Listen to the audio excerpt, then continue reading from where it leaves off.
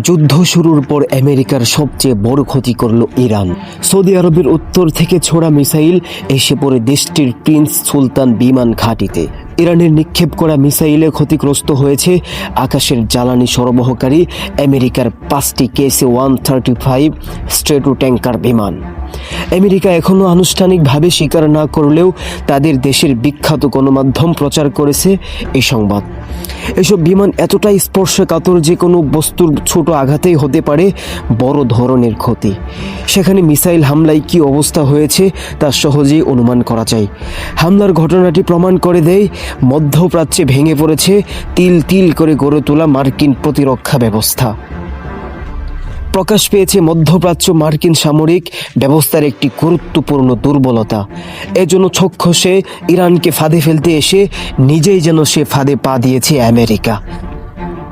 Side by side fridge দুজন মার্কিন কর্মকর্তার বরাদ্দে প্রকাশিত প্রতিবেদনে বলা হয়, ব্যালিস্টিক ক্ষেপণাস্ত্র হামলার সময় বিমানগুলো টারমার্কে রাখা ছিল। তবে মার্কিন বিমান ধ্বংস করা ইরানের মূল উদ্দেশ্য ছিল না, বরং কৌশলগত উপায়ে ট্রাম্পের বাহিনীর অপারেশনাল সক্ষমতা কমিয়ে দেওয়ার লক্ষ্য নিয়েই সজোরে আঘাত চালানো হয়। এ কারণে জ্বালানি সরবরাহকারী ট্যাঙ্কারগুলো লক্ষ্য করে চালানো হয় হামলা। তবে পুরোপুরি ধ্বংস হয়নি বিমানগুলো, কোনো মার্কিন সেনার প্রাণহানি খবরও পাওয়া যায়নি। তবে একই সময় একাধিক বিমান অচল হয়ে যাওয়ার কৌশলগতভাবে নেতিবাচক প্রভাব পড়েছে যুক্তরাষ্ট্রের দীর্ঘপাল্লার বিমান হামলা চালানোর সক্ষমতার উপর। মূলত মার্কিন বিমান বাহিনীর লজিস্টিক মেরুদণ্ডকে লক্ষ্যবস্তু করে হামলা চালিয়েছে ইরান। KC-135 জ্বালানি সরবরাহকারী প্রধান প্ল্যাটফর্ম। এই বিমানগুলো যুদ্ধ বিমান, বোরাম বিমান, নজরদারি বিমান এবং পরিবহন বিমানে আকাশপথে জ্বালানি সরবরাহের কাজে ব্যবহৃত হয়। এ কারণে একাধিক ট্যাঙ্কার বিমান ক্ষতিগ্রস্ত হওয়া মানে যুদ্ধ করা মাসুল শুনতে হবে আমেরিকাকে। কেননা যুদ্ধ বিমান কত দূর যেতে পারবে, কতক্ষণ আকাশে থাকতে পারবে, কত দ্রুত নতুন মিশনে যেতে পারবে, এসব গুরুত্বপূর্ণ বিষয় সরাসরি নির্ভরশীল ট্যাঙ্কার বিমানের উপর।